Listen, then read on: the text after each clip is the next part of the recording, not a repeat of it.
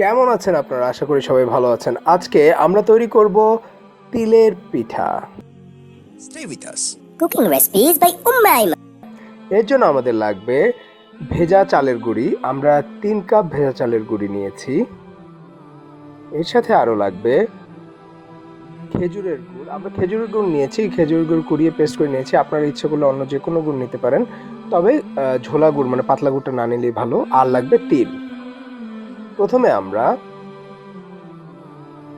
চালের গুঁড়োর মধ্যে খেজুরের গুড় মানে যে কোনো গুড় নিতে পারি, আমরা গুড় নিয়ে সেটাকে ঠিক এভাবে করে, শুধু পাতলা গুড় নেব না, আমরা গুড়টাকে নিয়ে ম্যাশ করে এভাবে নেব, নিয়ে ভালো করে মেখে নেব। খুব ভালো করে মাখতে হবে এবং খেয়াল রাখতে হবে যাতে এখানে আমরা কোনো পানি দেব না।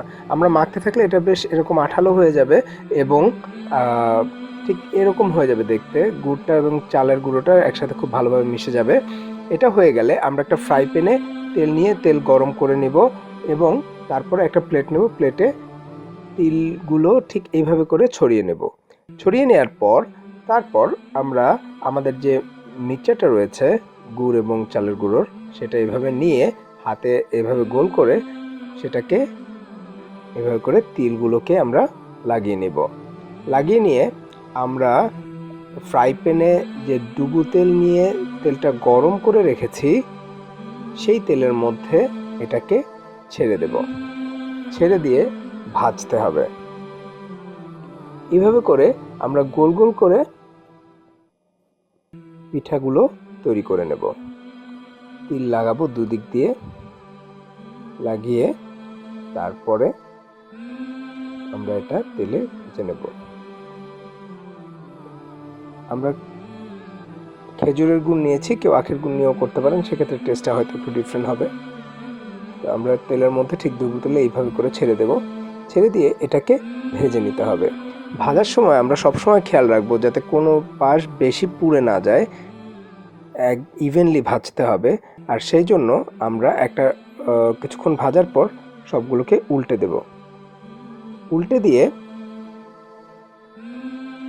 বেশ কিছুক্ষণ ভেজে এটাকে ব্রাউন কালার করে ভাজতে হবে। কালারটা আমরা দেখব, আমরা চেষ্টা করব এটাকে বেশ ব্রাউন কালার করে ভাজার। এটা ব্রাউন কালার হয়ে গেলে, এই যে এরকম হয়ে গেলে এটা ভাজা হয়ে গেছে, তার মানে এটা তৈরি হয়ে গেছে। আমাদের খেজুরের গুড়ের তিলের পিঠা তৈরি হয়ে গেছে। তো এটা আমরা উঠিয়ে নেব। তেলগুলোকে ঝেড়ে এভাবে করে উঠিয়ে নিতে হবে। সো তৈরি হয়ে গেছে আমাদের তিলের পিঠা। খুব সহজে এই পিঠাটি তৈরি করতে পারবেন। এগুলো রেখে দেওয়া যায়, অনেক দিন রেখে আস্তে আস্তে খাওয়া যায়। বিস্কিটের মতো কুকিজ যেমন খায়, এভাবে করে খাওয়া যেতে পারে। আপনাদের যদি আমাদের রেসিপি ভালো লেগে থাকে, আমাদেরকে লাইক, কমেন্ট এবং শেয়ার করুন এবং আমাদের চ্যানেল সাবস্ক্রাইব করে আমাদের সাথে থাকুন। ধন্যবাদ।